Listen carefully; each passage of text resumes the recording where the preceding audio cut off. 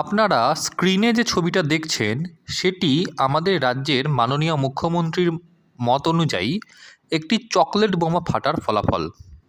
এবং এই চকলেট বোমা ফাটার ফলে কী হয়েছিল, যে দুটি মানুষ মারা গেছিল তাদের মৃতদেহ কয়েকশো মিটার দূরে গিয়ে পৌঁছেছিল। তাদের জামা কাপড় ওই গাছের মগডালে উঠে গেছিল এবং ঘরের পাখার ফ্যানের ব্লেড কিছুটা কয়েকশো মিটার দূরে গিয়ে পড়েছিল। এই হচ্ছে এরকম চকলেট বোমা ফাটার ফলাফল। সত্যি কোন কোম্পানির যে চকলেট বোমা হয় যদি আগে ছোটোবেলায় জানতাম, তাহলে যেসব পাড়ার কাকুরা ওই বল চলে গেলে বল ফেরত দিত না, তাদের বাড়িতে নিশ্চয়ই এরকম চকলেট বোমা ফাটিয়ে দেখতাম।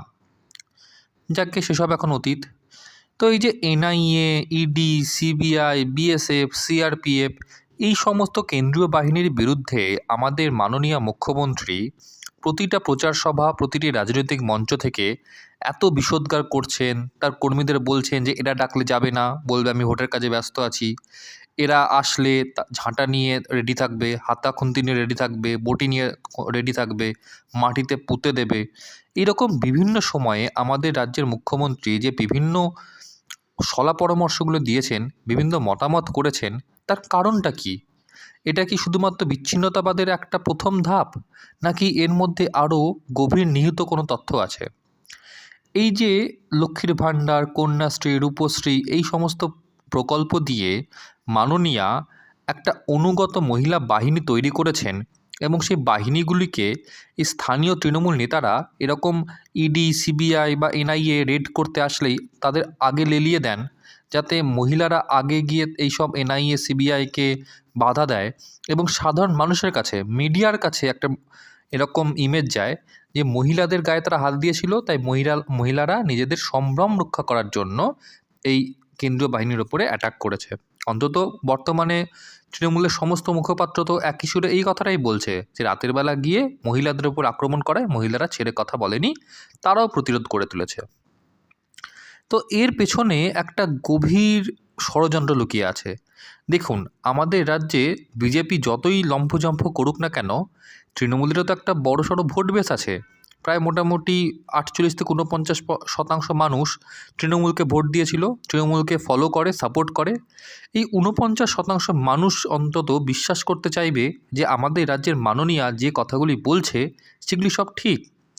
এবং আমাদের রাজ্যের মাননীয়া যখন এই উস্কানিমূলক বক্তব্যগুলি দেবেন, এই কেন্দ্রীয় এজেন্সির বিরুদ্ধে এত বিষ উদ্গার করবেন, তখন এই সাধারণ ভোটার, সাধারণ ফলোয়ার, তৃণমূলের সাধারণ সাপোর্টার, তাদের মাথাতেও কিন্তু এই কথাগুলি পৌঁছে যাবে।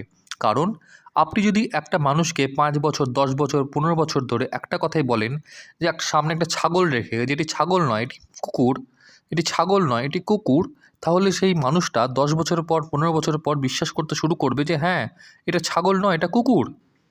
তো মাননীয়া ওই একই খেলায় মেতেছেন যে তিনি এই ইডি, সিবিআই, এনআইএ সহ এই সিআরপিএফ, বিএসএফের বিরুদ্ধে এত পরিমাণে উস্কানিমূলক বক্তব্য দিচ্ছেন, এত পরিমাণে বিষোদ্গার করছেন যে তার যে কোর ভোট ব্যাংক, মোটামুটি 30 থেকে 35% যে কোর ভোট ব্যাংক আছে, মূলত সংখ্যালঘু সম্প্রদায়ের যে মানুষরা আছে, তারা কিন্তু কিছুদিন পর এটাই বুঝতে শুরু করবে, এটাই বিশ্বাস করতে শুরু করবে যে এই কেন্দ্রীয় এজেন্সিগুলি তাদের শত্রু। পুলিশই একমাত্র তাদের রক্ষাকর্তা, বাকি সমস্ত কেন্দ্রীয় এজেন্সি তাদের শত্রু।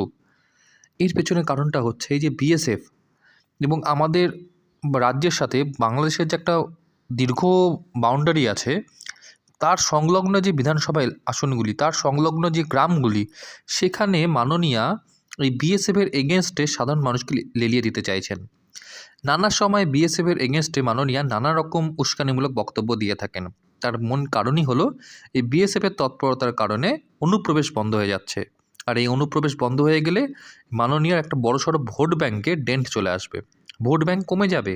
হ্যাঁ, এই কিছুদিন আগে মনে আছে, মোটামুটি নভেম্বর মাস নাগাদ খুব কন্ট্রোভার্সি হয়েছিল যে বারাসাত না বনগাঁর দিকে একটা জায়গায় একটা রাজনৈতিক সভা করার জন্য বাংলাদেশের অভিনেতা মোশাররফ করিমকে আনা হয়েছিল। তারও বেশ কিছু বছর আগে বাংলাদেশের অভিনেতা ফিরদৌসকে আনা হয়েছিল। আবার এই বহরমপুরে ঈদের আগে বিভিন্ন দোকানের অ্যাডভার্টাইজমেন্টে ওই বাংলাদেশেরই অভিনেতা আরফান নিশোর ছবি ব্যবহার করা হচ্ছে। এগুলো কিসের সংকেত দেয়? এগুলি সংকেত দেয় যে বাংলাদেশ থেকে যারা অনুপ্রবেশ করে এদেশে এসছে, তাদের মনের মধ্যে তো এই মোশাররফ করিম, ফিরদৌস, আরফান নিশো এদের প্রতি একটা নিষ্ঠা আছে, তারা তো এদের ফ্যান। সেই ব্যাপারটাকে কাজে লাগাও, সেই ব্যাপারটাকে কাজে লাগিয়ে ভোট ক্যাপচার করো, সেই ব্যাপারটাকে কাজে লাগিয়ে নিজেদের ব্যবসার মূলধন তৈরি করো।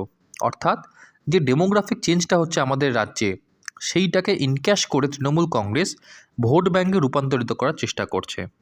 আর তারই ফলস্বরূপ বিএসএফকে রোজ গালিগালাজ করেন। বিএসএফকে পারলে তিনি রোজ গালিগালাজ করেন নিয়ম মেনে, দুবেলা, সকাল সন্ধে। এর পেছনের কারণটাই হচ্ছে যে বিএসএফের ফলে তৃণমূল কংগ্রেসে একটা বড় সড়ো ভোট ব্যাঙ্ক, মূলত সংখ্যালঘু ভোট ব্যাঙ্কে একটা প্রভাব পড়ছে। বিএসএফের কার্যপ্রণালীতে অনেক ভুল থাকতে পারে, অনেক লুফল থাকতে পারে, তাদের নিরাপত্তা আটশোটা একটু কোথাও কোথাও মানে খামতিও থাকতে পারে, করাপশনও থাকতে পারে, কিন্তু তারাও তো দেশের সুরক্ষা বাহিনী, তারাও তো দেশের ফার্স্ট লাইন অফ ডিফেন্স। তো তাদের প্রতি আমাদের মাননীয় মুখ্যমন্ত্রীর এরকম কুরুচিকর মন্তব্য, এত বিরূপ মন্তব্য, এত প্যাথোলজিক্যাল বিদ্বেষ কী কারণের? এটা তো একটা ভয়াবহ ইঙ্গিত বহন করে। এই কিছুদিন আগেই তৃণমূলের এক স্থানীয় নেত্রীকে বলতে শোনা গেছিল যে তিনি বলেছিলেন যে বাংলাদেশ থেকে যারা আসছে তাদের দ্রুত ওই Aadhaar card, voter card, PAN card করে দেওয়ার ব্যবস্থা করতে হবে, দ্রুত তাদের ভোটার প্যানেলে নাম তুলে দেওয়ার ব্যবস্থা করতে হবে, এবং স্থানীয় তৃণমূল নেতাদের সেই ব্যবস্থাটা করা উচিত। সেই নিয়ে কিন্তু সেই সময় নভেম্বর মাসের আশেপাশে খুব জলঘোলা হয়েছিল। এই সমস্ত কিছু ইঙ্গিত দেয় যে বাংলাদেশ থেকে আসা অনুপ্রবেশকারীদের উপর ভরসা করে আমাদের মাননীয় মুখ্যমন্ত্রী আবার ভোটের বৈতরণীটি পেরিয়ে যাওয়ার চেষ্টা করছেন। ওই খাগড়াগড়ে যেমনটা হয়েছিল, খাগড়াগড়ে যখন বোমা বিস্ফোরণ হয়েছিল তখন তৃণমূলের পক্ষ থেকে চালানো হচ্ছিল যে সিলিন্ডার ব্লাস্ট করেছে, পরে দেখা গেল তার শিকড় অনেক গভীর, তার কিন্তু রেশ গেছিল বাংলাদেশের জঙ্গি যোগ অব্দিও। এবারও কি তাই হচ্ছে? ভূপতিনগরে তো কি তাই? এক্ষেত্রেও যদি আন্তর্জাতিক জঙ্গিযোগ থাকে ঠিক খাগড়াগড়ের মতো, তার দায় কি আমাদের মাননীয় মুখ্যমন্ত্রী এড়িয়ে যেতে পারবেন? তার দায় তিনি কিভাবে এড়োবেন? কারণ তিনি যেভাবে ওই শাক দিয়ে মাছ ঢাকার চেষ্টা করছেন, তাতে আমাদের দেশের সুরক্ষা, জাতীয় নিরাপত্তা কম্প্রোমাইজড হচ্ছে। এটা কিন্তু মোটেও হজম করা যায় না।